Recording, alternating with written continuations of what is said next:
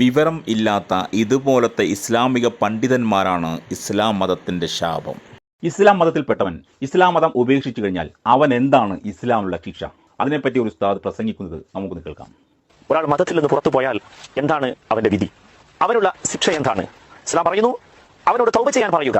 എന്നിട്ട് അവൻ തൗബ ചെയ്യുന്നില്ലെങ്കിൽ താമസിപ്പിക്കാൻ പാടില്ല, അവനെ ഒരു ഭരണാധികാരി ഉടൻ തന്നെ കൊല്ലണം എന്നാണ്. അപ്പോ എന്ന് പറഞ്ഞാൽ മതത്തിൽ നിന്ന് പോയ ആൾക്കാരൊക്കെ കൊല്ലുക എന്ന് പറഞ്ഞ് അക്രമമാണത്? അല്ല.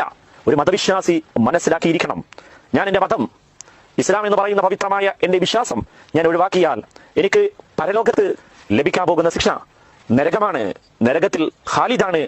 അതുപോലെ ദുനിയാവിൽ എനിക്കുള്ള ശിക്ഷ, ഞാൻ ദുനിയാവിൽ ജീവിക്കേണ്ടവനല്ല എന്ന നിലയിൽ ഭരണാധികാരിക്ക് എന്നെ കൊല ചെയ്യാൻ പറ്റും എന്നുള്ളതാണ്. അതുകൊണ്ട് ഞാൻ തെറ്റ് ചെയ്യാൻ പാടില്ല. കേട്ടല്ലോ, ഈ ഉസ്താദ് പറയുന്നത് എന്താണ്?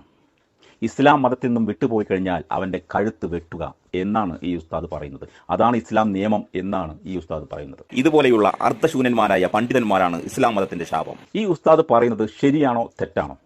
നമുക്ക് AI ആപ്പായ ജെമിനിയോട് ചോദിക്കാം. ജെമിനി, പറയുക, പരിശുദ്ധ ഖുർആനിൽ ഇസ്ലാം മതം ഉപേക്ഷിച്ചു കഴിഞ്ഞാൽ അവരെ വധിക്കണം എന്ന് പറയുന്നുണ്ടോ? പരിചയപ്പെട്ടതിൽ സന്തോഷം. JBR talks. ഇസ്ലാം മതം ഉപേക്ഷിക്കുന്നതിനെ, അതായത് മുർത്തദ് ആകുന്നത് സംബന്ധിച്ച ഖുർആനിക വീക്ഷണത്തെക്കുറിച്ച് ചോദിച്ചാൽ പ്രധാനമായും 2 കാര്യങ്ങളാണ് ശ്രദ്ധിക്കേണ്ടത്: പരലോകത്തെ ശിക്ഷയെക്കുറിച്ചുള്ള മുന്നറിയിപ്പും ഈ ലോകത്ത് പാലിക്കേണ്ട നയനിലപാടുകളും. ഖുർആനിലെ അധ്യാപനങ്ങൾ താഴെ പറയുന്ന രീതിയിൽ സംഗ്രഹിക്കാം. 1. പരലോകത്തെ ശിക്ഷ. മതം മാറിപ്പോകുന്നവർക്ക് ഖുർആൻ കഠിനമായ പരലോക ശിക്ഷയെക്കുറിച്ച് മുന്നറിയിപ്പ് നൽകുന്നുണ്ട്. സത്യം മനസ്സിലാക്കിയ ശേഷം അത് തള്ളിക്കളയുന്നത് വലിയ പാപമായാണ് ഖുർആൻ കണക്കാക്കുന്നത്. സൂറത്ത് ആലു ഇമ്രാൻ, അനുപാതം 3:90. വിശ്വാസത്തിന് ശേഷം അവിശ്വാസികളാവുകയും പിന്നീട് അവിശ്വാസം വർദ്ധിപ്പിക്കുകയും ചെയ്യുന്നവരുടെ തൗബ, പശ്ചാത്താപം സ്വീകരിക്കപ്പെടുകയില്ലെന്നും അവർ വഴിപിഴച്ചവരാണെന്നും ഖുർആൻ പറയുന്നു. സൂറത്ത് അൽ ബഖറ, അനുപാതം 2:217. ആരെങ്കിലും തന്റെ മതം വിട്ടുപോവുകയും അവിശ്വാസിയായി മരിക്കുകയും ചെയ്താൽ അവരുടെ കർമ്മങ്ങൾ ഇഹലോകത്തും പരലോകത്തും പാഴായിപ്പോകുമെന്നും അവർ നരകാവകാശികളായിരിക്കുമെന്നും വ്യക്തമാക്കുന്നു. 2. ഈ ലോകത്തെ ശിക്ഷ. ഭൗതിക ശിക്ഷ. ഖുർആനിൽ മതം മാറുന്നവർക്ക് ഈ ലോകത്ത് നൽകേണ്ട നിശ്ചിത ശിക്ഷയെക്കുറിച്ച് ഫിസിക്കൽ പണിഷ്മെന്റ് നേരിട്ട് പരാമർശമില്ല. ഇതിൽ ശ്രദ്ധേയമായ 2 കാര്യങ്ങളുണ്ട്. മതത്തിൽ ബലപ്രയോഗമില്ല.